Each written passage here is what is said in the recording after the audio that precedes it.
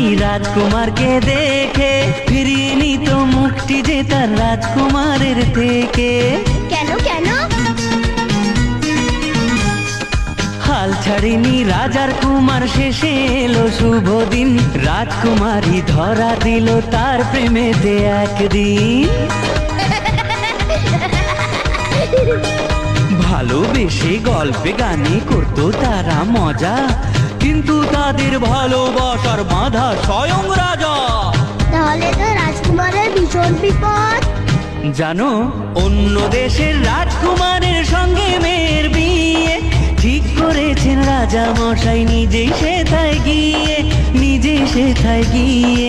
ও সেই কথাটি জেনে রাজার কুমার ভেবে মরে কেমন করে